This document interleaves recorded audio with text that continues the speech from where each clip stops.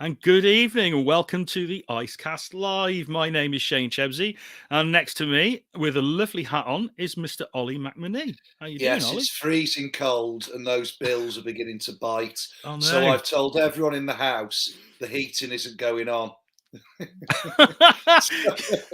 Being a bit Put a tight, eh? Just jumper on. everyone put a Well, jumper and a hat on. put a jumper on, put a hat on. Your It's you know what it's like thermals. being cold yourself. It's not Oh, like I'm covering yeah. it up for any vain reason. It is bloody freezing in our front room. Oh, it reminds me when I was a kid in the 80s. We'd have those really cold winters, and we'd be sleeping in our thermals. Because It's weird. My we didn't dad have used to sleep central in a heating. hat. And when I Yeah. had hair as a kid, I thought, why is he wearing a hat in bed? Now, I don't go that far, but it's, as I said, it is cold. So I've just popped it on just to come in to the front room where, as you Right. know, I tend to do my Yeah. chat. That's cool, mate. That's cool. You looks very stylish anyway. Thank you. So what you been up to this week? Oh, goodness me. It's just been busy. It's been Busy, busy. busy. Um, there's not enough hours in the day, but Yeah. on Saturday, I'm going to a closing party to the art rooms, which I've used from time to time, put on graffiti exhibitions for my graffiti friends. Hmm.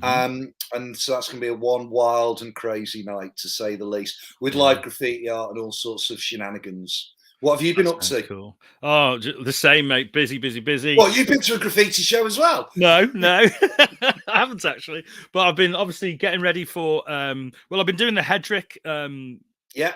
Kickstarter, as you know. That's like exactly halfway through now, and we are about 2/3 of the way towards our target. So we're doing really well. And get your teeth into comic salopia a bit more as And well. yes, getting my teeth into comics. Like we've Yeah, announced a man. few guests.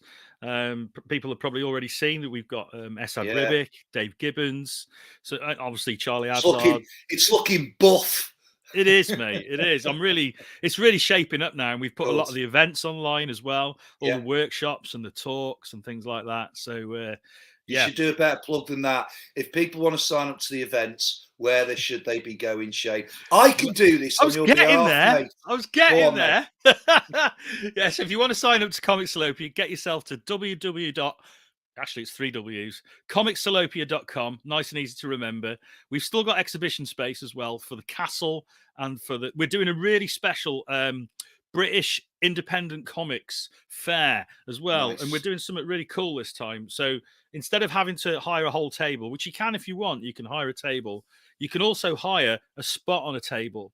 So from just £5 a day, you can exhibit at the festival without having to sit behind a table, without having to take any like financial risks, all that sort of thing. So it's a great opportunity for small presses to like spend a tenner for 2 days exhibiting without having to basically exhibit. They can just come along, enjoy the festival, do all the fun stuff, and still sell their comics, and then they Yeah. just collect their money at the end of the day. So it's a great opportunity for them. So that's Sam. Thank you very much sharing the Kickstarter for Hedrick Night of the Mummers. Obviously, great artwork by Dave Hitchcock there, written by Lawrence Allison. Thank you, Sam. We're doing all right. We're not doing too bad. Just over £2 grand. Good. So we're doing well. We're halfway through. So tonight we have got a brilliant guest. Somebody I've known for quite a while, actually. Yeah. I think I met our guest. I think it was 2007.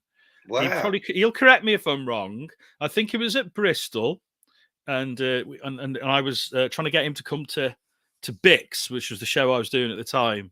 That's And right. he was with the rest of the Irish contingent. And I think it was the same time that I So met they're in the bar Declan then. Shalvey. Of course, it was in the bar.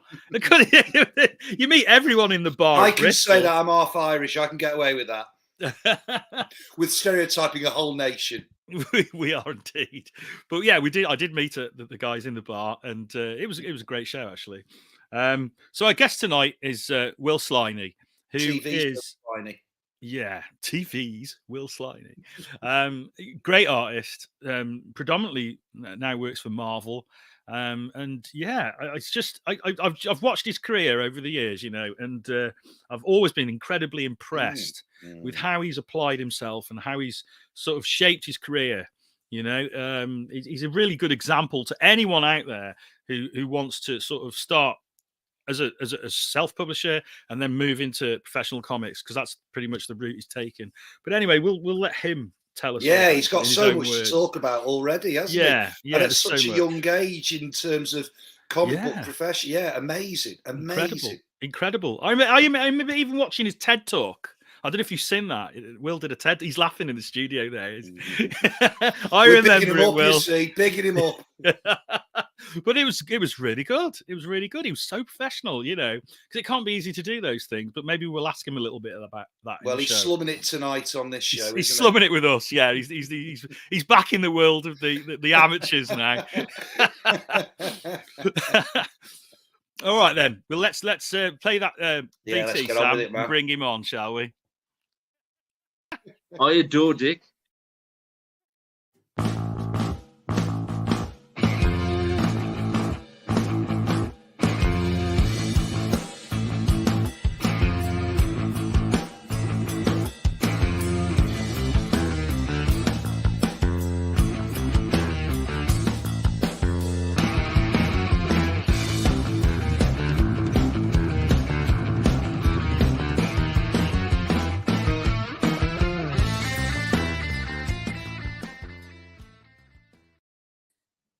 Hello. Hello, Will. Hey. I have a problem with your intro, right? So there's a picture of Declan Shalvey there and the superstars, that word came up. That man does not need that anymore. He's just been at the Moon Night premiere. If you thought his head was big before then, he's going to come back now. So don't add to that now. You're just going to destroy the man. So. Billy Big Boots. Oh, dear. Yeah, it actually was amazing. He was brought over and he's posing pictures beside the suit for Mr. Knight, which of course he created in it. Yeah. He's just like, he can't hide the smug grin. It's so funny. Oh man, he's going to be insufferable. Oh dear. But of course, he's earned it, hasn't he, mate? He's done. He's done such a good job on, not just Moon Knight. Lately his stuff has just been outstanding, hasn't it? It's like you were talking about those shows, Bristol and Birmingham back then. So you saw the two of us going over together and sharing hostels together and all of this, like pretty much like, hoping to one day break into comics. And they were amazing times. Like we would literally fly to wherever we would go, where hopefully some people would look at our work. And I do remember the first shows that I met you, and I was at the early Birmingham ones as well. Yeah. And one of your guests, it's a story that I'll always remember. So there was a big table of us, and Esad, who's one of your guests in your upcoming event, was sitting beside me. Never met the guy before. I was, early 20s, about 9 stone, little skinny little kid. He turns around and he looks at me and he's just like, if we were in prison, I would sell you for a packet of cigarettes. And then just carries on. I'm like this. Did like my first kind of comic book event ever, or night out drinking with the people who work in comics, going, oh, this is going to be an interesting career. And that pretty much sort of laid it out for the rest of the career, but I should imagine that it will. But yeah, I would imagine Esad saying that. He's a big guy, isn't he? He's a unit, as the kids say. You're not going to argue with him, are you? Let's face it.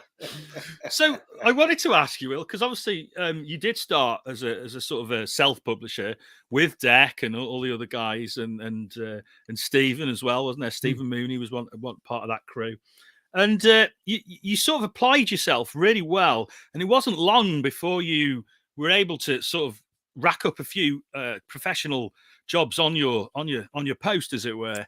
How did you go about doing that? What was your approach? Yeah, well, step one was wrong. The one that, I wouldn't say was wrong, but it was a misstep. It was like flying over to the first comic book convention I ever went to was San Diego. Oh wow! Even before I knew that, I know. I Googled how to get a job in comics, and I went from finishing college, assuming I was ready, and I was flying over to get my job drawing Spider-Man. I'm here, world. I'm here to announce myself to the world. I've told the story a good few times, but I'll never forget, like, first of all, the scale of San Diego Comic-Con coming from, I literally live in a village with 400 people, like it's a fishing village here on the coast of Ireland. So there was more, I never saw that amount of people in my life. It was amazing. It was this huge event, but DC Comics hosted a talent search. And I guess there was a room with 2,000 people inside there. It was a panel where they kind of talked through what they would like to see in your portfolio, how to drop it off. You know, you might get a call back the next day. And I was like listening very, very diligently to everything. And I even asked the question. I was like, so how many people do you normally hire at these events? Like expecting them to say like 20 or 30 people, you know? And they kind of looked at each other and they were like, maybe one. I was like, okay. Okay, it's fine. I'm the best person here. I'll get my job. And I'll never forget looking to my right and seeing that the person's portfolio was better than mine. And I looked to the left and that person was better than mine. I was like, I have an awful lot more to learn here. I have a long way to go. and that's when like the voyage kind of began. And but it was a brilliant experience. Like I very, very quickly switched around, and instead of going to the companies for jobs, I went to Artist Alley and got to meet so many artists. And they were all amazing and so encouraging, and they tell me what to work on. And that very much defined kind of the spirit of comics for me. And I remember I bumped into another Irish chap there who happened to be working he made statues. He worked in like the molds and all that kind of stuff or whatever. But he didn't come from comics, and he could not understand how this industry, you know, people would help you to get jobs. That doesn't happen in other industries because they might be very protective of their own. It's unique, isn't it? The comic industry for that. It amazing. Really is. Yeah, amazing. And if I wasn't already in love with the whole world of it before then, I certainly was after that. And yeah, the journey then began. So. And would you say, you know, even though you said that was like the wrong thing to do, as such, I mean, from what I can tell, it was a good lesson, and you got something out of it, and it sort of led you on to, you know, more sort of useful experiences, as it were. Yeah, no, absolutely. I say wrong in jest, kind of only in terms of like wrong, as in I'm not getting a job this way, and so and like you said, it switched back around to a different way. It was actually at Birmingham. Where the Irish publisher Atomic Diner basically offered me a job. Declan was already working with them. Stephen Mooney and Stephen Thompson were the two other Irish lads that were drawing comic books for them. They were all in a book that was called Freak Show. And Rob Curley, who was writing the books and basically publishing the books, offered me my own one there called Atomic Rocket Group 66. So and it was just a great experience. All of a sudden I was drawing a 20-page comic, and I always think of each stage as like a journey on the kind of the ladder up towards where, you know, the dream job for me would have been Spider-Man and Star Wars. And every time you get a job, you know, you step up the ladder a little bit, you work your hardest in it, and the people that are just above you might spot you, and you can kind of go up there. And funnily enough, it went so the first year was Birmingham. There's a lot of Birmingham in these stories. It was getting that job for Atomic Rocket Group, and then actually your show had me as like a one to watch artist in the next Birmingham convention. They like had a page in the program, and I was hired by Classical Comics, who were at that show. Oh wow! And that allowed me to do a full year of drawing comics, and then. That step, I stepped over to America, and then it was Boom Studios, my own stuff for O'Brien Press, which is the Cú Chulainn book, and all of that on the path towards the Marvel, where I've been for the last 10 years.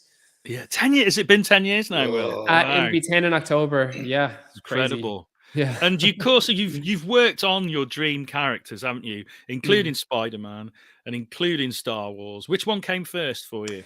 The chicken or the egg? So Spider-Man. So the Marvel career basically happened where I was brought in to work on they were relaunching the Defenders as Fearless Defenders. So I was very, very lucky. I've always been very lucky to be kind of put on kind of long runs rather than, you know, normally when you'd start at the company, they would like, you might get like a single issue or a backup story or something like that. Yeah. But no, it was part of the big Marvel Now relaunch. So like they would show the names of the creators. So my name, like it was Bunn, who was Colin Bunn, and Sliney, you know, Marvel Now, like our title was to be launched or announced. And it was a full year of that. And basically that was all done inside in the Spider-Man office, as in the Spider-Man editors were working on this book. And every time it would come up in conversation, I'd be like, just so you know, I'm a massive Spider-Man fan. And then which led to my shot on that. And lo and behold, I did about 60 or 70 Spider-Man issues. Yeah. So they certainly gave me a go at it. Yeah, it was a really good run, you know. Yeah, that's a good amount to have under your belt, isn't it? It is. Yeah, it's one of the things when they put you with Peter David, who's a legend for that kind of stuff. Like he's What a always writer. amazing at these. Yeah. Oh yeah, I'll never forget that phone call. Like they basically rang and they're like, "Look, I had done." So I did what actually happened was, and I can say this now because the editor has mentioned this on a Marvel podcast actually. They were really, really stuck. They had the artist that they had for this Spider-Man issue that I got, the artist couldn't do it, and basically they were like, "Can you do a full issue in 2 weeks?" Which is insane speed for anyone that doesn't know it. That's incredible. But this was it. Like, this was my shot to do it, and I did it. And they liked it. So it's a few sleepless nights then. Like, oh, tell me about it.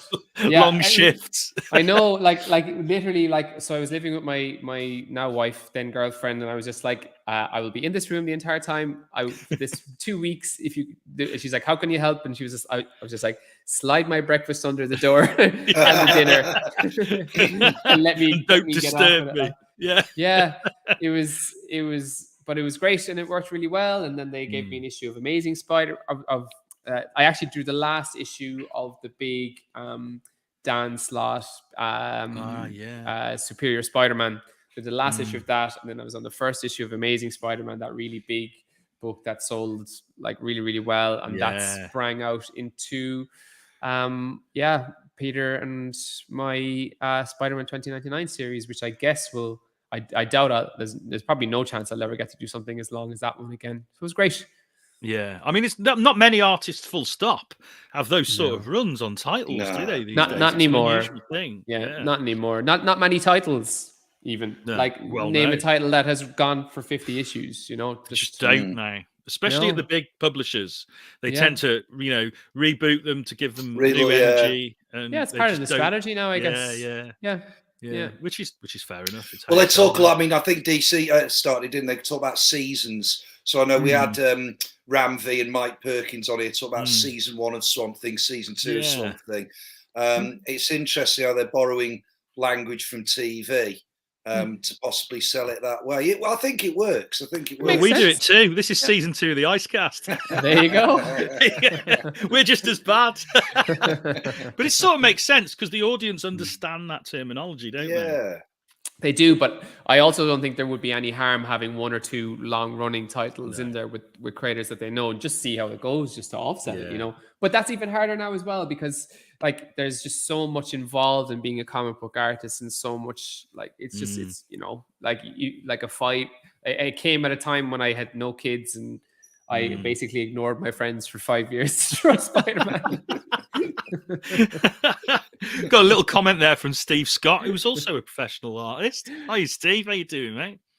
What a great listen to happen upon while drawing comics tonight. Enjoying from the board in Belgium. Hi, Steve. Thanks. Do you know Steve? International, Shane. Yeah, we are. Do you know Steve? Do you? I don't think so. I can't recognize the picture. Is a bit. I can't really tell what it is. I just see the band. Yeah, I can't tell what it is. Yeah, it's not. It doesn't actually look like him, that picture at all. But I know Steve through. He was going to be a guest at one of my shows, actually. Oh wow! It was one I was doing in Margate, and I don't know if I can tell the whole story. Steve will tell me if I can in the chat. But basically, he wasn't able to come last minute. He was not able to get on the train to come over from Belgium to the UK, and it was really unfortunate. And so I never actually met him in person. Oh but, no! We stayed in touch though, because he's a good guy and a great artist. So here we go. Oh, he's just saying great listen, guys. Thanks, Steve. So you talked about you were talking about how you went on to Spider-Man and then later on, obviously, to Star Wars. Would you say that that was a big transition? Did you find that obviously you talked about working 2 weeks, for a normal issue. That's absolutely incredible, you know.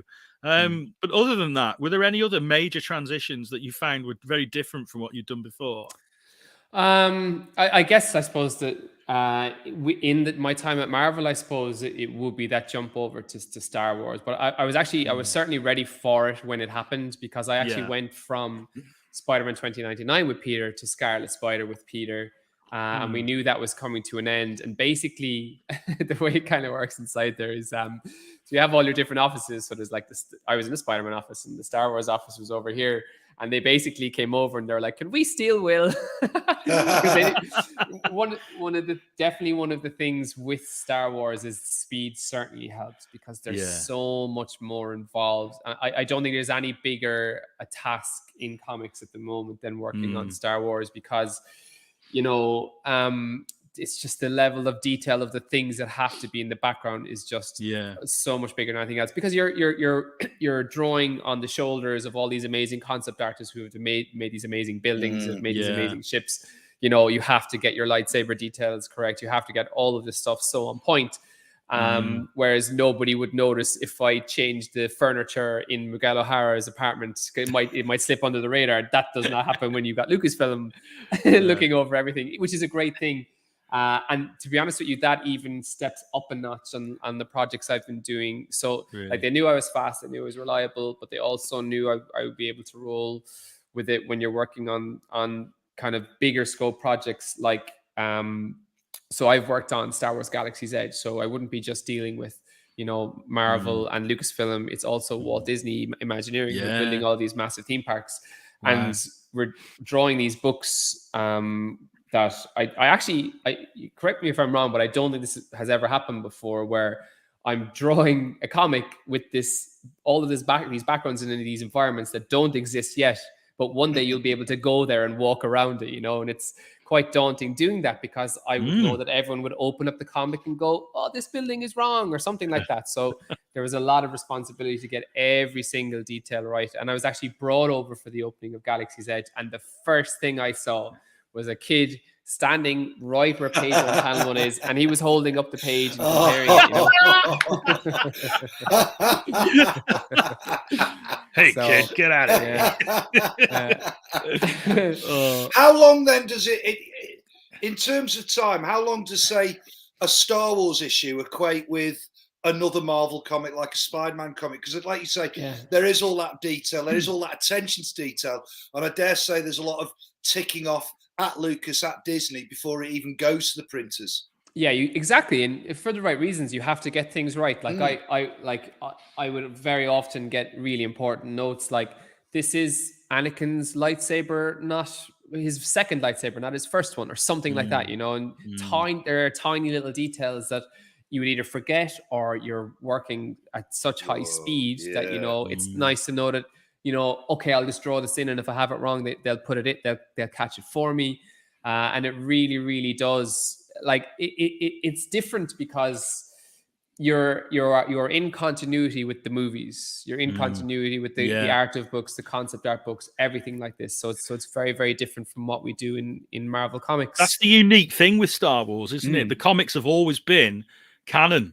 You know, where at that time that they're produced, they're canon with the movies. I mean, you don't get that really with others. No. I mean, they did it with Buffy, which I thought was great, But with with a lot of the, especially all the Marvel stuff, it's a totally different universe. With DC, it's but with Star Wars, it's always been canon. So you've got that whole universe to consider, haven't you? Absolutely, and no more so than the one that you're showing there now, which is from the Rise of Kylo Ren, because we we knew that this was coming out the day that, 2 days before the Rise of Skywalker movie was coming out, and we had the responsibility to tell this huge aspect of the story that, this was tied in with, like, the producers, the directors, everything new about the story that we were crafting with them for the whole thing.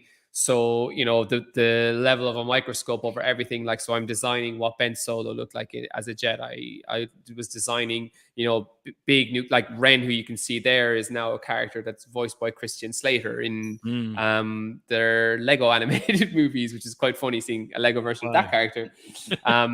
But it's been interesting, like, doing things like that. So unfortunately though, the time frame is usually around the same. Like you have your 4-week deadline. That Right. known for me to do that. Yeah, but I'm So able you've got to handle find it. extra hours in the day, then I take it, Will. I've refined my techniques over the years for sure. And like certain elements will, like, you know, like I will, if a light, Ren's lightsaber there, so that's a really Yeah. big element of the story. Yeah. So I've modeled up that lightsaber, so I'm able to look at it from every angle Oh, and things okay. like Right, that. So cool. so I'll use as many things like that as I possibly can. Yeah. You know, so That's cool. Mm. Yeah, because I was going to ask you about like time saving. Fidey, hi there. Welcome to the stream. And I dare say, Will, they must provide you with 3D JH. models. I certainly remember looking at the very early editions of Star Wars. A lot of it did feel quite not your work, but the actual first lot of Star Wars comics that Marvel brought out, and a lot of it did feel quite rendered. They have you don't got that at your actually. disposal if you Yeah, have to? no, and I would love to have the models. We do get access to imagery and stuff for sure. Right. No models though. Oh, right. Okay. Right. Yeah. Because So you have I to mean, do that for yourself then in things. Yeah. Have you done it? Have you done it with anything else other than lightsabers? Yeah, if I know something is going to be shown loads of times. So Yeah. a perfect example is, I wonder, can I show it? I probably shouldn't, but like I modeled up a corridor of a spaceship that has like loads and loads of doors. So, and I knew this corridor will be seen over the course of a bunch of issues. So I might as well, you know, model it up and save. Like it certainly adds time if it's just one issue, but if it's going to be for a bunch of issues, then it'll really like believe you me, like I literally just finished the 5th issue today, and like I'm able to use that model that I have of the corridor whenever I wanted it then going forward. So, and what software, for any would-be artists out there, what software do you use to render? So I use 3D Studio Max, which is a very professional end of it. I actually come from a background before comics of working as a 3D modeler. Okay. So it's not quite similar to what you would see with people using SketchUp or stuff like Yeah. that. 3D Studio Max is like the stuff that they will actually use in the movies and stuff. But it actually, this stuff is changing now. There's great open source software now, and Blender is taking over the world, and Blender is free. right. And that's exactly what it is. It's open source software, and it is up to the level that something like 3D Studio Max would be now. Wow. I just would have to retrain myself to switch over. I'd love to switch over.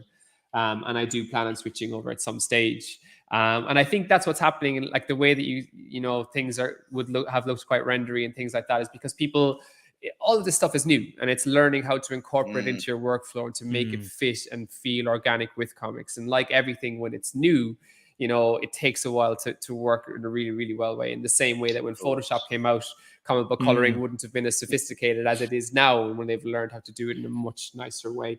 So yeah. Yeah, I've noticed that, you know, when a new technology is brought into comics, at first it sticks out like a sore thumb, doesn't it? Absolutely. Sure. The first days of digital art was so clean.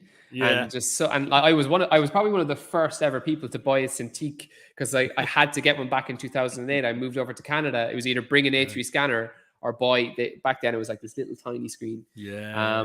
And it was just so painfully clean and clinical, you know what I mean? And so we've been learning ways to dirty it up and bring it back to more of that traditional feel, you know, which is really, really important. And it does that dirt and texture makes it easier on the eye. When something is too clean, it's almost like you can see your mistakes way easier. You know, loads of little things like that. Even like art is amazing. Like even the quality of the line that you see, if that line is a little bit dirtier and has a bit more grit to it, for some reason it's a bit more forgiving to look at it, and it's more appealing to us to see. And I think that was one of the really, really big early things when you talked about digital versus traditional. Definitely. I mean, it's a bit like movies, isn't it? You know, I watch a really high definition movie on a new telly, and it's just horrible. Yeah. You know, I want the grain. I want that grain. You know, talk about if walk into a house and if there's motion smoothing on their TV, I'll secretly turn it off. Like, so it's that kind of stuff. That's exactly what it is.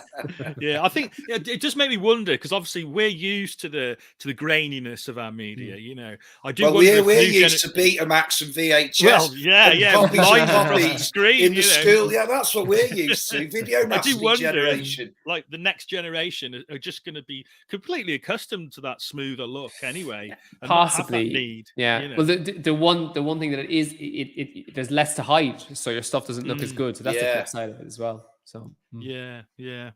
So we've got quite a few people on Twitch tonight, I've noticed. Now that's probably because you've got a Twitch channel, haven't you, Will? Yeah, I recognize them. Hi, Fiddy. What's up, Jade? Yeah, no, I do. So I do a bunch of streaming on Twitch. I'll show you here. Look at this. Look. So I have all of my fancy little transitions where I can switch over and like show little drawings and stuff on here if we want to. That's very cool. Up in here. Oh, I like that Luke Skywalker. Yeah, so there, yeah, a bunch of artwork on the side. Let me see. What am I allowed to open up here? I'll open up a don't show us anything you're not allowed to. We don't want you getting into trouble. It's always the danger of streaming. I understand. So is that OBS that you use for all that? Yeah. Yeah, absolutely. Really cool. Here's a Spider-Man cover that hasn't really been seen actually, but I know it's out. So there you go. So I can bring up the cool the stuff. So there you go. It's very nice. Yeah. Lovely. It's nice to see it in the black and white as well before you've coloured it. Yeah. Good point. Yeah.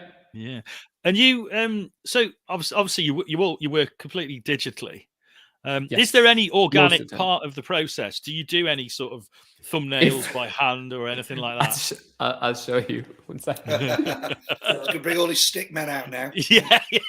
Basically, very, very maliciously, if I know a page is going to sell, like a splash page of Luke Skywalker, then we'll go traditional. So you pick and choose based on what you're doing. Absolutely. That's interesting. Yeah. Although I don't know anyone else who does that. Who does that? Usually it's like by project. You know, most of the other artists I know, they'll say, I've been doing in this digital game for a long time now. Yeah. No, so and it's been less and less recently because I haven't had as much time to do that because I'm way faster working fully digitally, because if I do something traditionally like this, I will essentially draw the full thing digitally first, and then I'll print it out in blue line, and I'll re-ink the page and try to get it as close to what I would have done digitally, because I wanted to fit in with the style that I have, you know. That's interesting. But you know, there's definitely certain covers, and like there's a project. I'm allowed to say I'm working on a Kylo Ren thing now, and I want to do traditional pages for that for sure. Yeah. Well, all the way through, or just pick and choose a few traditional pages? Normally pick and choose. So splash pages, like people are going to be more interested in that rather than 2 or 3 of the pages that might have no Luke Skywalker or no kind of named characters. So it's just the way it always is with. Well, every page can't be a money shot, can they? No, that wouldn't be comics. No, it's all about telling the story, isn't it? Yeah, exactly. I mean, there are some artists who try and make every page a money shot, you know, and it's the story just doesn't happen.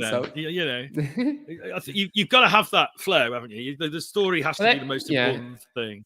I know everyone has different styles, and I certainly have a style where I like. Some people will try to have some element of a splash in every page, but I often go quite. I think cinematics determine like the layout, so a lot of horizontal panels make it. Some scenes feel a bit kind of movie like, so it's not broken up to allow the space for that splash, I guess. So yeah, that makes sense. So you say you're working on a Star Wars project at the moment. Are you allowed to tell us the title? I can. So it is the main Star Wars title, but it's for a special issue. So it's going to be Charles Soule's 100th Star Wars issue. Wow. So yeah, so he's bringing back a bunch of us that he's done big stories with. We're all doing our own different segments, and of course, so the book that I think the book that I'll be known the most for will be that Kylo Ren one, just in terms of like feedback from people and the amount it added to canon and stuff like that. So we're getting to go back into that world, and I'm really, really, really excited about it. I have the script, and it's pretty cool. So you still pinch yourself then working on these big titles then every now and again. Is this real? I mean, Star Wars is brilliant, but it must still be exciting then, Will. It certainly sounds like it. No, definitely. Yeah, I don't think I'll ever lose that, which is great. Like it's weird because like the dream were those ones, and they definitely came quite early on in my career. And like the aspirations and stuff that I have are changing just kind of with the flow of the way my career is going, I guess. But that doesn't mean that I still don't absolutely love I really want to go back and draw more Spider-Man, like this kind of thing. But then I'd have to not draw Kylo Ren, and so it just shows the kind of pull that these characters will always have over me. And I know I'll definitely have an interesting few years in terms of where all of this stuff kind of goes. But like I would always find it very like I put it to you this way: like whenever I'm drawing these books, like when I go to bed, I literally can't wait to get up to start drawing them the next day. Oh, that's fantastic. Yeah, I really like to hear that. It's so nice to hear that, because so many people in the world who have the opposite in their lives, aren't they? Where they get up in the morning and it's another day. It's so nice. It's so inspiring to hear someone say the exact opposite and say, I love getting up in the morning and doing what I do. I'll never take that lightly. Like it's so lucky, definitely. Yeah. There's so much luck involved in it. Like there really, really is. But And of course, you came from a sort of a small press background. So do you have a desire to do your own thing in the future? I mean, you're looking at. I understand you're doing something with Image in the near future. Yeah, so it's happening. Do I have on this one? I do. So whenever anyone, let's actually play now. Let's see. I can't remember how to do this. Oh no, I can get it here. Woo! There we go. Very swish. Your room's on fire, Will. So that we was actually swish. whenever on the stream, so we have a pre-order for this is an image book that I'm doing with Charles Soule, and whenever anyone purchases, we have like a pre-order that you can get through Twitch. We have a Twitch exclusive cover, so when someone buys that thing flashes up. So I'm quite proud of the programming to get that to happen. Let me see. I'll open up some pages. So basically, so Charles and I. So Charles, what's lovely about starting in small press and all the ways back then. So someone who I knew as long as I've known you, Shane, is Charles, and we've both kind of gone off, and our careers have gone kind of separately. And then the Kylo Ren book brought us together to finally work together after talking about it for years. Cool. And then basically, we had talked about doing an image book for a long time, and this is the result of that. And we actually I'm in the middle of the 4th issue of it already, so it's flying along. Give me 1 second there, and I'll open up some pages from it. I'll bring up a comment while you're doing that. From Steve again. I know Lucas had first right of refusal on buying art, as they called it, back when I drew Indiana Jones for Dark Horse. Does Lucas still request that? It was a super added extra bit of cash. They do. Yes, cool. They do indeed. So if I put that page up for sale, I basically have to run it by them, and not only run it by them, cross my fingers and hope that they buy it, because I assume they've got deep pockets. Definitely. Okay, so I'll open up a couple of pages actually. So this one, so for Hell to Pay. Sorry, I'm looking down at the ground here now while I open up these pages. What's been fun about this book is that because a lot of stuff transitioned for me in the pandemic, and I'm sure we'll get there in terms of work-wise or whatever. I started doing a lot of streaming and stuff like that as well. And so the idea behind this image book, and we cleared it with Image to have announced it way before it came out, is because we've been drawing and working on the book live on Twitch. That's a cool idea, mate. Yeah, I like that idea. Different. And has that worked for you? Obviously, it sounds like it has. If people are sort of, it's just been interesting. It's been a kind of an interesting way for the story to kind of to unfold, and people kind of see the whole thing being created. And like we've even done streams where like Charles and Rochelle Rosenberg as the colorist, the three of us have been on there, and we've been working together on a cover at the same time. Like, so Charles was like, he would like almost script it, and then I'd do up some thumbnails. Thanks. I see. I'm looking at your comments. Thanks, Jade. Yeah, that's a nice comment. So we were actually. I'll see if I can find that cover. So like we basically did like this from front to back.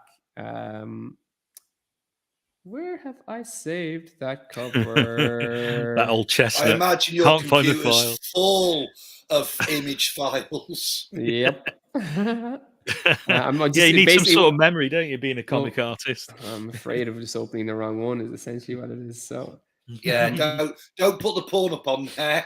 Yeah. Okay. Yeah. Actually, I know I can go to this, so I can open the wrong one if it is the wrong one. Just that's my usual get out of jail. I can't. Oh yeah, here it is. Open Perfect. it off screen. Yeah. Yeah, I have the inks of it. I don't have the Rochelle's colors. I'll see if I can find those in a second. So. Yeah. So basically, Charles kind of, gave the idea, the concept for the cover. I basically drew a load of thumbnails. We decided on the thumbnail together to pick the right one, and then went off and drew it, and then sent the inks over to Rochelle, and she colored it. So cool. I'll find that while we're chatting here now, actually, and I'll bring it back up for you. That's really cool. And when you're creating online, like in that way, sort of in a live way, do you never worry that you're giving too much away? We thought about that. So there's definitely been a couple. We're doing less of it now. Well, we just naturally were anyway with the way my work was, but we were always going to like be okay with it at the start, and when it got really spoiled, we might pull back in a little bit. Yeah. But I actually think that, bringing people behind the curtain in a unique way, it's going to just give them a different experience for reading the story. Yeah. So things might be spoiled in a certain way, but they were part of the process of seeing it all made. So, it's their choice. They could always, stop that's true. watching. So it's an interesting way. And I think that like what is interesting about it is that, when it comes out, I'm not allowed to say the launch date yet, I don't think, but when it does come out, people will see it on the shelves, and they'll be like, whoa, I was actually there when this page was being done. So you'd have more interest in looking at the page, I think. So so they've sort of invested in it already, haven't they? I think so. By participating in the stream, I guess. Yeah. We'll see. Yeah, we've had some really, really big streams doing it. Like, so yeah. We'll see. I really admire what you're doing there, mate, because it is new. it is original. Your approach. I'm really interested in anything like that. I also love the idea of opening things up, and so anyone that's interested. God, geez, I would have like eaten something like that up when I was learning about comics, like, because we opened up the whole process of working on it, like from begin, like. Nothing was hidden in terms of making the pages or anything like that. So everyone could learn from it as well. And, so many people find it hard to figure out these things about comics, so. Yeah. And I think what's great as well is when you do it like that, you're going to make a few little mistakes, aren't you? And when people are watching and they see that you too make mistakes, and it doesn't matter, make a lot of mistakes. That can be great for somebody, because you look at a great artist, someone you really admire, and you think, oh, they're just perfect. They never make mistakes. They're just geniuses, When you see them actually go through the process in that way, and that you're going through a learning process yourself every time you're making a book, because you're improving, you're experimenting or whatever, and it gives, I think, new people a confidence to know that they can too make mistakes. They can go through that process, and it's okay, and you can still come up with something really, really cool at the end of it. 100%. I could not agree with that statement any more than what you're saying. Definitely. Was this an area you were always going to go into, Will, or did the onset of COVID and the lockdown maybe speed up that process?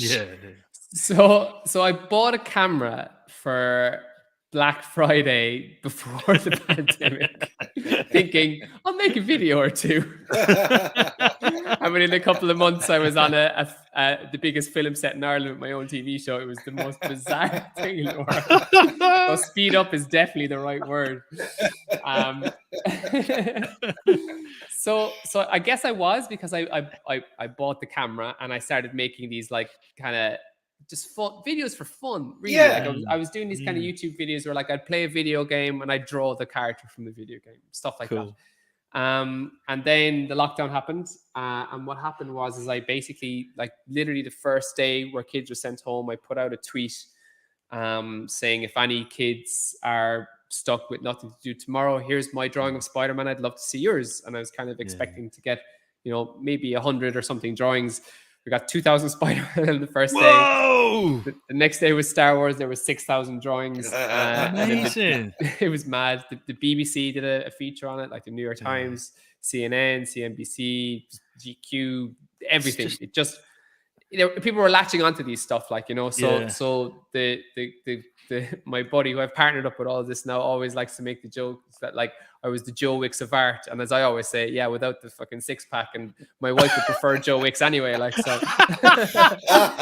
But that's what it was. Like, it was insane. Like, I couldn't. It transcended anything I ever would have done, anything in comics, because it literally got, you know, 500,000 drawings by the end of this thing. You know, it was not seeing it grow, because I know me and Shane both have you as friends on Facebook, and to see that grow and so phenomenally, and like you said, so quickly. But I think a lot of it's because there's a heart behind it. Do you know what I mean, Will? You know, it's a genuine sense of, you know, getting the kids involved, wanting to sort of, like you say, open the curtain behind the process, putting your soul on the line, really. So I can see why it was. Why? Because there was a lot of different people trying to get onto Twitch, trying to get onto YouTube at that time. But for you, it was that organic growth. It was that natural sort of desire. And yeah, I mean, it was great. It was great seeing it as an outsider, watching it grow. It was a lovely story to follow during all of the dour times in lockdown as well.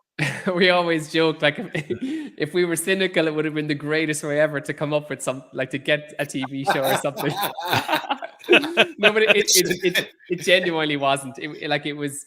Of course. I was actually a broken man trying to respond to every drawing. And like I was there with Laura, and like my phone was just like every 30 seconds someone would send a drawing. It's like, oh my God, that's amazing. Just something as small as that. And then people would message back saying, oh, thank you so much for replying. That means so much to my child. Whatever. It's like, oh my God. We brought in a couple of artists. So PJ Holden, who's a very good friend of mine. PJ. Oh yeah, so we had him on the show a couple of weeks ago. He's brilliant, and he's brilliant for stuff like this as well. So he volunteered, like, I'll take it over for a day, and I was like, PJ, you don't understand what this is going to be. Saved my life. You don't understand. But like, so he does it, and after an hour, he's like, oh my God, Will, like, this is just absolutely crazy. It was lovely. And but what happened then? So for those of you that don't know, so my career has vastly changed over the last, I suppose, 2 years. Yeah. Where RT, or the national broadcaster here, they were brilliant. They set up educational content for kids. So they basically did all of the school curriculum at home for younger kids, and they saw this, and they obviously knew of me, and they were like, Will, do you want to be our art teacher? You have all the stuff at home. Can you give us something next week? 5 classes. So I was like, yeah, absolutely. And as soon as we did that, they were like, this is great. Have you ever thought about doing your own show? And very luckily, a very, very good friend of mine. So the reason why we're friends, I met him many, many years ago through a mutual friend of ours. He's a producer. He's based in LA, but he's from Ireland. But we both support Everton, which is quite rare. Oh, right. I'm a Liverpool fan, so careful what you say now. I'm an Everton fan as well. I know. So what happened was, this would not have happened if I was a Liverpool fan. So this is a big plus for me. There you go. So always be a blue. I know. So he'd never been to. I'd actually forgotten that about you, Shane, as well. Jesus, we've Anyway, we won't go there. We get depressed. But so he'd never been to a game before because he had no one to go to, and I used to go with my uncle. Jeez, how did I forget you were an Everton fan? I must have. Well, I did disown every time we all meet. We talk about comics. Yeah, I suppose. I did disown Everton for about a year. There you go. When they had a really bad season, I really. Because they're having a good season now, are they, Shane? All right, okay. Let's bring it back. Yeah. Comics. We're talking about comics. We could literally have a fight out live on air now, like Reds versus Blues. So basically, So he'd never been to a game before. I'd been to a good few, and I was doing a lot of work with the club, which definitely wouldn't have happened if I was a Liverpool fan, because I remember you doing stuff for Everton, yeah. Yeah, they reached out to me. They thought I was a Spider-Man fan working for, or as an Everton fan. So a Spider-Man guy working for Spider-Man was an Everton fan. So like, basically, it brought me in. I could do whatever I wanted with the club, meet whatever players I wanted to. Brought me over to matches. I got to play games on Goodison. It's just been this amazing experience. That's great. But I got to bring Johnny along to the games, and not only go to the games, we kind of go backstage. We act like, honest to God, you'll actually like this as a fan. After one of the games, I probably shouldn't say this, but I will. So like, we were brought down afterwards to, do you want to get a photo with the manager? So it was when Sam Allardyce was the manager, and knocked on the door. The door opened. It was Sam Allardyce and Sammy Lee, and they're like, to Irish lads, come in and have a beer with us. So we just basically got to hang around with all of them for an hour after the match. Like, so it's just Sammy Lee, experience. Ex-Liverpool. I know. So, but it was just, the whole thing has been so welcoming, and obviously, myself and Johnny had a mutual. So, like, Irish Everton fans are very, very rare. So we had a mutual friend to talk about all of this, and we just have been staying in touch for years, just texting on match days. Simple as that. I never thought I'd work with him, and he's off. He's doing, producing movies or whatever it is and stuff like this. So I got the call, did I want to do the show? So I just rang him and I was like, help. And what's been really nice is it's been two friends going off into the world of TV production, and he knows that world. Like I said, before we knew it, they were dyeing my hair, plucking my eyebrows, dressing me up and putting me on stage. I was like, what? But it was fine, because I was teaching how to draw, which I very much know how to do. And Twitch and YouTube and all that stuff has been amazing practice and learning how to talk to the cameras. So I wasn't nervous doing it, which was brilliant. And both of the shows that we've done, so we've Draw with Will on Sky, which has been performed really, really well. Like, they really, really pushed it. Like, literally one day, if you turned on Sky, we were the front image for it. So we were all over. It's been really popular, hasn't it? It's done really, really well. And the amazing thing about it is like kids are watching it, and they're not just watching one episode, they're watching every episode all the way through, binging it. And of course, this is continuing on. People sending me loads of amazing drawings that they're doing, and loads of people hopefully picking up more drawings. And we very much structure it. So, we would have had, Tony Hart and Art Attack and all these amazing people. In Ireland, we had Don Conroy. But what we wanted to bring to our show is that, like, making sure that kids know that there are brilliant jobs at the other side of it, which isn't necessarily something that would have been part of those other shows, which I think is really resonating with people now, because kids understand that stuff younger now, and they start to understand that, like, he works on Spider-Man, maybe I could draw Spider-Man too. So that's kind of the crux of the Sky show. And we got to build this amazing set where it's literally me starting in our fake comic book Gotham, almost call it studio. Like we actually have, I drew these big comic book cityscapes in the background that Rochelle colored, and they're printed out giant. And if you look out the windows, you can see all of those. And we basically get up. I'm actually working on pages from this book, and I leave that to walk into the kids set and teach them how to draw SpongeBob or Jurassic Park or whatever it is. And then the storytellers one then is just if I could dream up whatever show I wanted to with art, and that's what it was. And it was just this amazing experience, and RT really, really backed us. And it's not just teaching kids how to draw, but it's teaching them how to tell stories. And every character we create, you can see there's Freya and there's Shay and Ohm is just up there. They all come to life, and they all the story starts to take over it. And we have this amazing cast. We have Aisling B as Ohm. We have Seamus the wrestler as one of the characters. He literally lifted me up inside the phone booth. It was one of the best experiences of my life. I'm really blabbing now, sorry. But this is great, because we can feel the enthusiasm. We can tell that you're basically doing your dream job at the moment, aren't you? But see, this is it. I never knew that I always say I never knew you could draw comics when you were younger. I never knew I could have a TV show like this when I was older. And all of a sudden this thing has come along, and it's just been nuts. It's nuts. It's such a dream come true.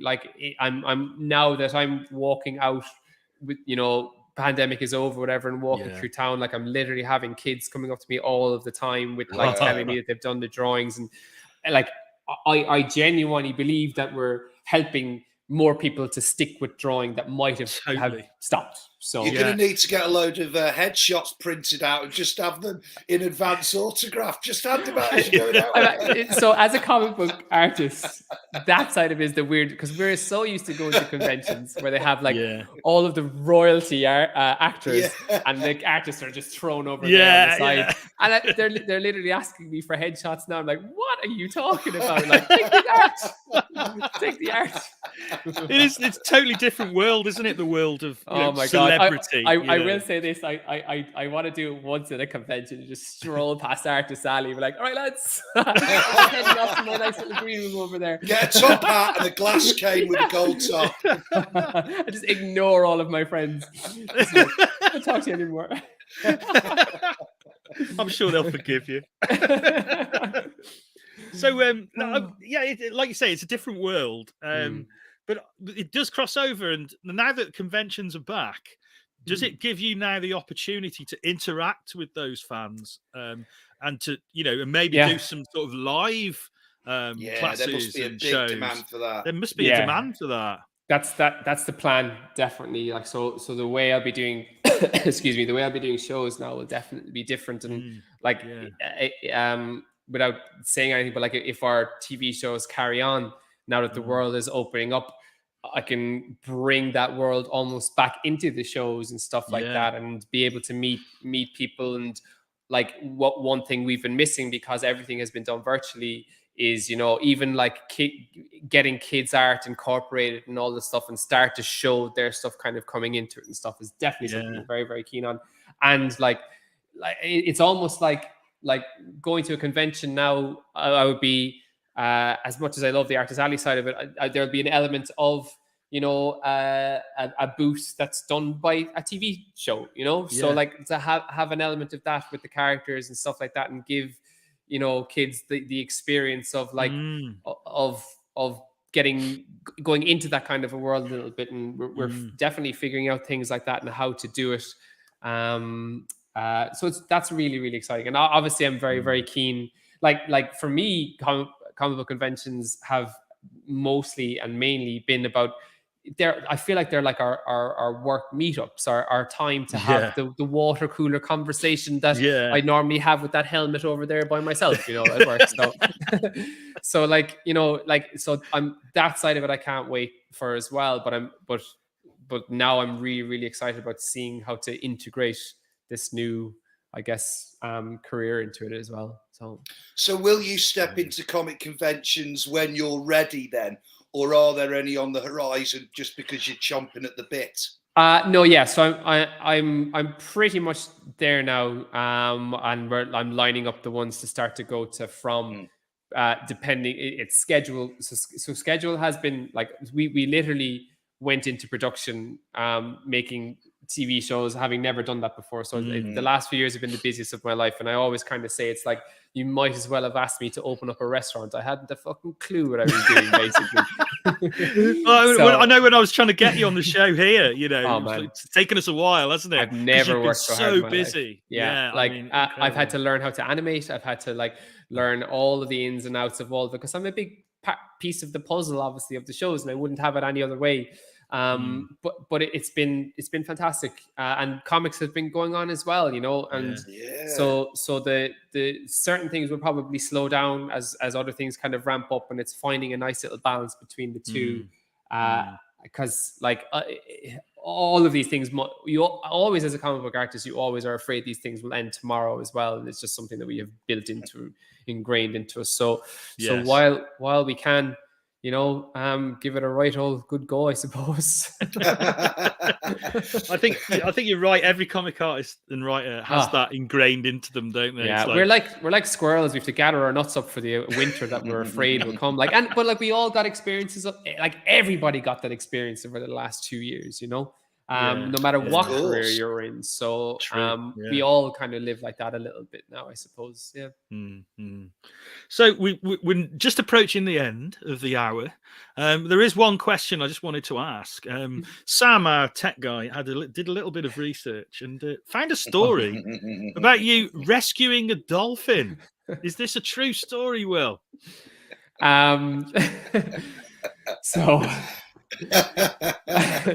So they, well, yes. So basically, my I'll give you so my great grandfather, my grandfather, my father, and my brother and me have all been members of the RNLI, which is a voluntary lifeboat organization all over the UK and Ireland here, right? Very cool. Because I'm from this fishing village, and I work from home as people used to do before. So like, if there's a call on a Monday, I'll be down there quickly and they get crew out. So I always felt like that's a very important reason for me to do it, as well as a family tradition. My great grandfather was coxswain for the most famous RNLI rescue of all time, right? And my grandfather was on it as an 18-year-old as well. And my dad, so all of them have these big plaques up at home. We've saved hundreds and hundreds of lives, and I've saved a dolphin, which is, the difference between us. But I'll never forget it. We were literally, so I'll go through as quick as I can, but like, this dolphin was stuck in this area where there's this extra flooding. One of the main reasons to get rid of it is we were afraid that other people would go in and try and rescue it, and they'd get in trouble, and we're able to go in with all of the gear that we have.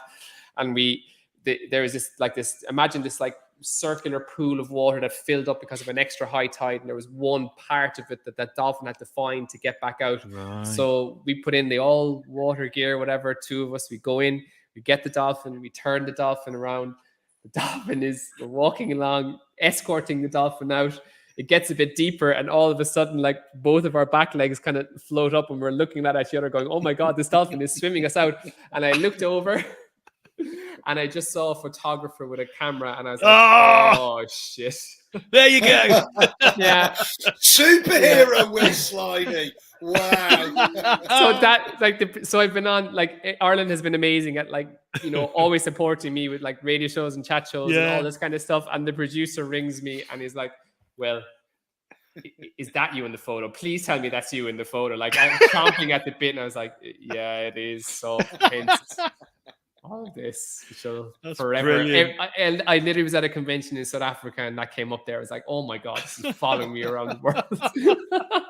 You're never going to escape it. Yeah, from all of your achievements, your incredible career, this is the thing that you're going to be remembered for. Like, gravestone.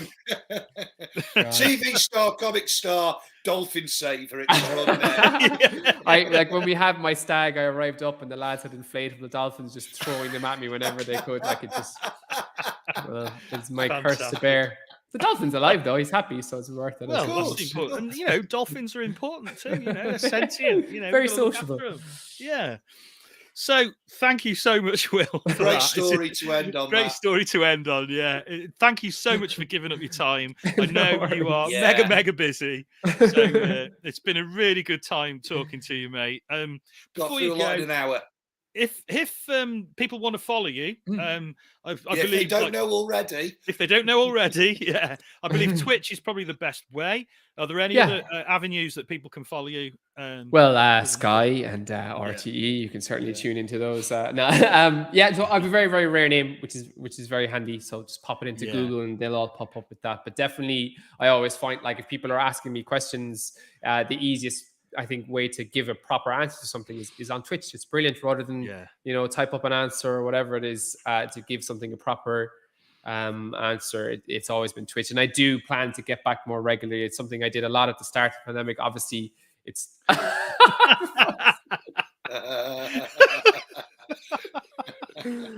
oh dear. Thanks for that, Sam. Great crate tonight, lads. Yeah, it has been. It's been really good. Well, thanks for that, mate. Right, I'm off. I'm just going to leave. I'm going to let you get back to your busy life. I'm actually sweating. I swear to God. I'll see you again soon at a convention, I hope. Yeah, absolutely. I can't wait to meet up in person again. Like, it's just going to be brilliant. Like, so it'd be great. Yeah. Thanks for being able to fit us in as well, Will. Oh, no worries. Thank you. See you again soon, mate. Play that VT, Sam. Mate.